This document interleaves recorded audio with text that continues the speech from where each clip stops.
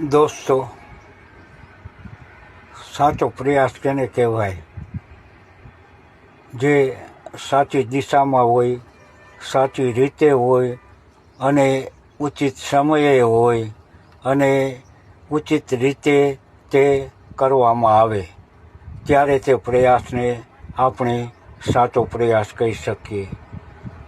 માની લ્યો કે પહેલાંના વખતમાં આપણે આપણા રસોડાની ચીજ વસ્તુઓ જે ડબ્બામાં રાખતા અને એના ગોળ ઢાંકણા હોતા અને ઢાંકણા ઉપર આપણે થપલી મારીને બંધ કરતા અને જ્યારે ખોલવું હોય ત્યારે છરી કે કોઈ એવી નાની ચીજ વસ્તુ ભરાવી અને ખોલતા.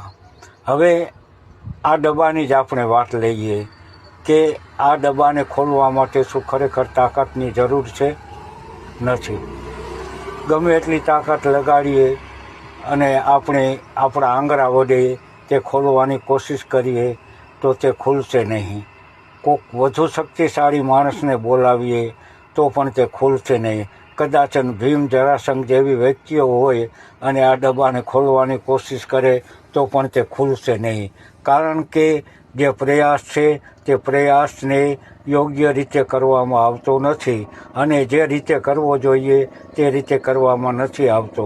માટે તેને એક 10 પૈસાનો 5 પૈસાનો સિક્કો હોય તેનાથી નાનું બાળક પણ તેનું ઢાંકણું ખોલી શકે છે. ખોલી શકે કે નહીં? ખોલી શકે ને? તો ખોલી શકે છે.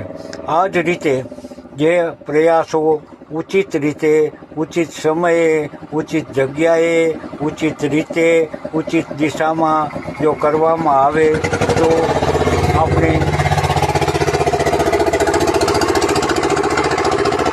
જે પણ કાર્ય કરીએ છીએ તે કાર્ય ચોક્કસ અને સફળતાપૂર્વક થવાનું જ છે તેવું મારું જ નહીં પણ આપનું પણ માનવાનું રહેશે એવું આપ પોતે સમજી શકશો. બસ આ જ સાચા પ્રયાસની રીત છે અને આ જ સાચો પ્રયાસ જો આપણે હરેક જગ્યાએ કરીશું તો સફળતા હાથ વેચી જ રહેશે, દૂર નહીં હોય. અત્યારે સફળતા ન મળવાના કારણો પણ એ જ છે કે માણસો ખોટી દિશામાં, ખોટી રીતે, ખોટી જગ્યાએ ખોટા પ્રયાસો કરતા હોય છે. માટે તેને સફળતા મળતી નથી. એટલે જ હું અવારનવાર કહું છું કે તમારો પ્રશ્ન શું છે અને એ પ્રશ્ન શાના કારણે ઊભો થયો છે.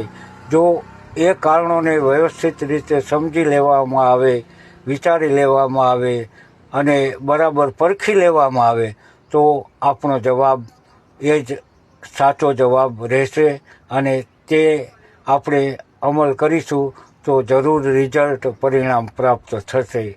તો આ બધું આપણા દિમાગની અંદર, આપણા મગજની અંદર હંમેશને માટે રાખવાનું છે અને આપણે આપણા જીવનને ખૂબ જ સરળ બનાવવાનું છે. અને સરળ જીવન એ શાંત જીવન હોય છે.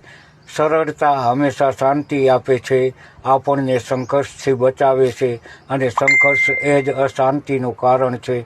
તે હંમેશા યાદ રાખશો. બસ આટલું જ.